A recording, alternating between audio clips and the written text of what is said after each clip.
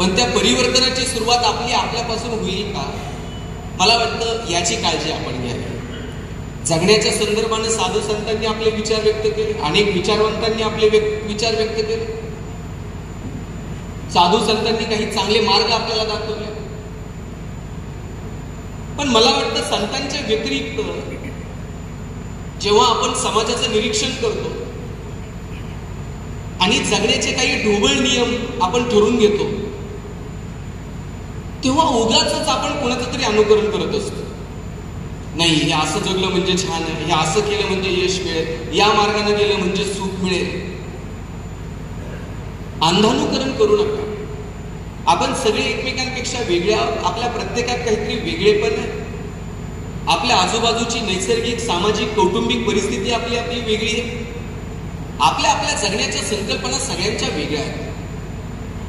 आणि म्हणून जगाकडे बघा, पण जगाकडे पाहता पाहता कधीतरी स्वतःच्या अंतर्मनात डोकावून बघता येईल का? आपण जगाकडे बघतो पण अंतर्मनात मात्र डोकावून बघत नाही. रेल्वेमधून एक प्रवासी खाली उतरला आणि टीसीनं त्याला विचारलं, तिकीट. त्या प्रवाशानं पॅन्टचा खिसा बघितला, उजवा डावा दोन्ही खिसे बघितले, मागचे पुढचे चारही खिसे उलटे पालटे करून बघितले, पण तिकीट काय सापडलं नाही. तिथं असणाऱ्या एका प्रवाशाने विचारलं, म्हटलं, साहेब तुम्ही फक्त पॅन्टचे खिसे बघताय, शर्टचा बघा की. ते म्हणताय, मला माहित आहे शर्टचा राहिलाय, पण त्यात नाही सापडलं. मग संपलंच की सगळं. माणसाला आशा आहे, नाही अक्कलकोटात सापडलं गाणगापुरात जाईल, नाही गाणगापुरात सापडलं तर पंढरपुरात जाईल, नाही पंढरपुरात सापडलं तर आणखी कुठेतरी जाईल. पण इकडे तिकडे कुठेतरी मला ते सुख सापडेल, कुठेतरी मला तो आनंद सापडेल. आणि एकदा की अंतर्मनात डोकावून बघितलं आणि तिथं जर सापडलं नाही, मग मात्र मार्ग संपले. माणूस घाबरतो आणि म्हणून अंतर्मनात डोकवायला तो विसरतो. मला वाटतं सुख, आनंद, जगण्याच्या वेगवेगळ्या संकल्पना आणि अपेक्षित सुख जर कुठे सापडेल तर ते आपल्या ठिकाणी आहे. मोको कहा ढूंढे रे बंदे, मैं तो हूं तेरे पास, ना मंदिर में ना मस्जिद में ना काबे कैलाश में. कबीरांनी इतकं सुंदर सांगितलं, हा इकडे तिकडे तुम्ही जरूर बघा, पण तुम्हाला शोधायचं जर असेल तर माझ्या आत, स्वतःच्या आत जरा डोकावून बघा, तिथे मी तुम्हाला सापडेल. आमच्याकडे एक जण आहे, इतके पैसे त्याच्याकडे, पण आनंद मात्र नाही. एक दिवशी अख्खी पैशाची बॅग भरली दुकानात गेला. म्हटलं, ही सगळी बॅग ठेवा, पण जरा सुख मिळेल का, थोडासा आनंद मिळेल का? दुकानदार म्हटला, आपल्याकडे पैशाच्या बदल्यात काही आनंद विकत मिळत नाही. दुसरं दुकान, तिसरं दुकान, सगळी बाजारपेठ पालखी घातली, पण आनंद काय मिळेल? ही अख्खी पैशाची बॅग तुम्हाला ठेवा, पण आनंद तेवढा द्या. महाराज म्हणले, बॅग मध्ये पैसे आहेत का? म्हटले, हो. उघड बरं चेन. बॅगची चेन उघडली, सगळ्या 500-500 रुपयाच्या नोटा. महाराज म्हटले, तुला खरंच आनंद पाहिजे? म्हटले, हो, मला आनंद पाहिजे. चेन लाव. चेन लाव. डोळे झाक. मी सांगेपर्यंत डोळे उघडायचे नाही. आनंदच आनंद बोलले तुझ्या आयुष्यात. यानं पठ्ठानं डोळे झाकले. महाराजांनी बॅग उचलली, थेट नगर. 5 मिनिटांनी याने डोळे उघडून बघितलं, महाराजांना बॅग नाही, आनंद नाही. रडायला लागला. प्रत्येकाला विचारायचा, महाराज बघितले का, बॅग बघितली का, पैसे बघितले का? अहो, आनंद जाऊ दे, आपण बॅग घेऊन महाराज गेले. इकडं तिकडं शोधत होता, पळत होता, धावत होता. अचानक त्याची नजर रस्त्याच्या पलीकडे एका झाडाच्या खाली गेली. झाडाच्या खाली त्याला त्याची बॅग दिसली. बॅग दिसल्याबरोबर पळतच गेला. पहिल्यांदा ती बॅग उचलली आणि काय केलं असेल? चैन उघडली. पैसे जसेच्या तसे होते, एक नोट खालीवर झालेली नाही. चैन लावली, बॅग अशी छातीला कवटाळली आणि जोरात ओरडला. म्हटला, एवढा आनंद मला माझ्या आयुष्यात कधी झाला. झाडाच्या मागे लपलेले महाराज बाहेर आले. ते म्हणले, तुला हेच पाहिजे होतं आणि तू कुठे शोधत होता? आनंद इकडे तिकडे नाहीये, तो आपल्या आत आहे. पण कधीतरी स्वतःच्या अंतर्मनामध्ये डोकावून बघा. ज्ञानोबारांनी किती गोड सांगितलं, रुनू झुनू रे भ्रमरा, सांडितो अवगुणू रे भ्रमरा, चरण कमळ दळू रे भ्रमरा, सौभाग्य सुंदरू रे भ्रमरा. ज्ञानोबा मनाला भ्रमर म्हणतात आणि त्या भ्रमराला सांगतात इकडे तिकडे धावत राहू नको, कुठेतरी स्थिर हो. आणि मग कुठे स्थिर हो? चरण कमळ दळू रे भ्रमरा.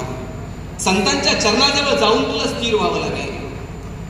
लक्षात घ्या, माणूस हारतो कुठे माहितीये? माणूस पहिल्यांदा मनात हारतो आणि मग रणांगणात हारतो. माणूस जिंकतो कुठे? पहिल्यांदा तो मनात जिंकतो आणि मग तो रणांगणामध्ये जिंकतो.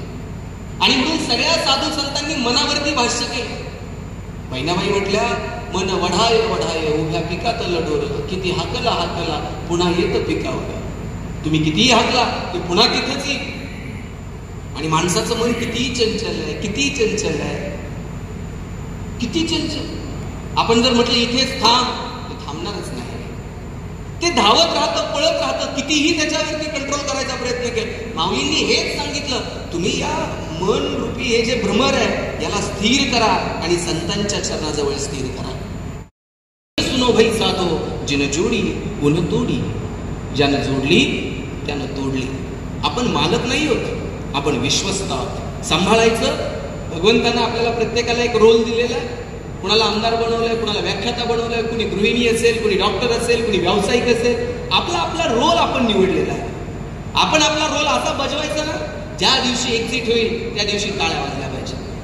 आणि लक्षात घ्या, सगळं जग आपल्यापासून समाधानी होईल अशी अपेक्षा बाळगू नका. बऱ्याचदा चांगलं काम करणाऱ्या माणसांना फ्रस्ट्रेशन येतं, अरे एवढं सगळं आणि का? जग तुम्ही समाधानी करू शकणार नाही. तुकोबारायांना जाता जाता विचारलं कोणीतरी, तुकोबा ग्रंथ लिहिले, अभंग लिहिले आणि काय मिळालं तुम्हाला तुमच्या आयुष्यामध्ये? तुकाराम महाराज म्हटले, कौतुक वाटे झाली या वेचाची. जगाला काय वाटतंय मला माहित नाही, जगाला आमचा हेवा वाटेल की नाही मला माहित नाही, पण मी जे जगलो ना, माझ्या जगण्याचा मला मात्र हेवा वाटतो. साहेब, आपल्या जगण्याचा आपल्याला हेवा वाटावा. जगाला आता कौतुक करायला टाइम नाही. आणि ते किती दिवस आपलं कौतुक करेल हे त्या गोष्टींवरती अवलंबून आहे. आयुष्याच्या संध्याकाळी आपण आपल्या जगण्यावरती खुश असलं पाहिजे, समाधानी असलं पाहिजे. मला वाटतं तर आपलं जगणं सुंदर होऊ शकतं. आपण जर तुलनेत जगत राहिलो, याच्याकडं असं आहे मग माझ्याकडे काय नाही, याच्याकडे ते, तुलना कधीही माणसाला समाधानापर्यंत नेऊ शकत नाही. माझा तर दावा आहे, हल्ली आपलं सुखही आपलं राहिलेलं नाही आणि आपलं दुःखही आपलं राहिलेलं नाही. आपलं सुख आणि आपलं दुःख हे इतरांच्या क्रियेप्रतिक्रियेवरती अवलंबून आहे. लोक आमच्याविषयी काय बोलतात, त्याची माझ्याविषयीची प्रतिक्रिया काय, याच्यावरनं आमचे सुख दुःख ठरतात. ताई, तुमचे जर 100 रुपये हरवले बाजारात, किती वाईट वाटतं बरं? 8 दिवस तर करमत नाही. किती दुःख. गल्लीतल्या सगळ्या बायका गोळा करायच्या आणि त्यांना चहा बाजून सांगायचे, बाई बाजारात गेलते, 100 पडले, कसे साठवले होते माझं मला माहीत, परवा शर्ट धुताना त्यांच्या खिशात 50 सापडले होते, असं करून करून कुठं आता 100 झाले होते. बरं, एवढं म्हणून थांबत नाही, पुढे जाऊन म्हणणार, कुणाला सापडले असले तर सापडू, त्याला पचायचेच नाही. केवढं दुःख आहे. बरे, दुःख लय वेळ नाही. त्यातल्या एखाद्या मैत्रिणीने फक्त म्हणलं पाहिजे, बाई तुझे तर 100 गेले, परवा माझे 500 पडले. तिला इतकं बरं वाटतंय ना. आमचं सुखही आमचं राहिलेलं नाही आणि आमचं दुःखही आमचं राहिलेलं नाही. छोट्या छोट्या गोष्टींमध्ये आनंद होता. आजी, मला सांगा, नवरा वर्षातून कधीतरी साडी आणत होता. पहिल्या साड्या म्हणजे विकत घेणं हा प्रकारच नव्हता. कधीतरी वर्षाकाठाला साडी नवरा कुठेतरी विकत आणत असत. नाहीतर वापरायच्या साड्या कोणत्या? लग्नातल्या. हिनं तिला द्यायची, तिनं तिला द्यायची, ती फिरून फिरून आपल्याकडे यायची, ही मीच दिली ती.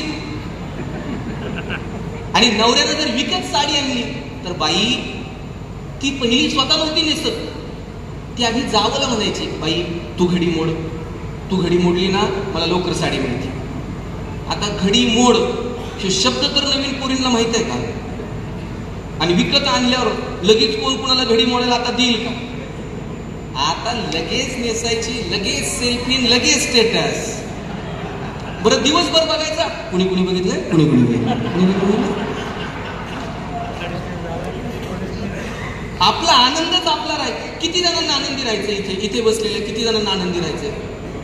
हात वर करा बरं. किती जणांना आनंदी तुमचं काय हा सगळ्यांना आनंदी राहायचं घ्या. मी दुसरा प्रश्न विचारतो, तुम्हाला आनंदी राहायचंय की तुम्ही आनंदी आहात हे जगाला दाखवायचंय? खरं सांगा. मग आनंदी राहणं फार सोपं आहे. माझा दावा आहे बहुतांशी लोकांना आनंदी राहायचं नसतं. आपण आहोत हे जगाला दाखवायचं असतं. लाखो रुपये खर्च करून लोक परदेशात फिरायला जातात आणि तिथं जाऊन काहीच बघत नाही. त्याच्या डोक्यात एकच असतं, फोटो काढायचा, स्टेटस ठेवायचा. बरं, स्टेटस ठेवायची सुविधा आहे मोबाईलवर, ठेवलं तर गैर काहीच नाही. पण खरं दुःख कधी माहितीये?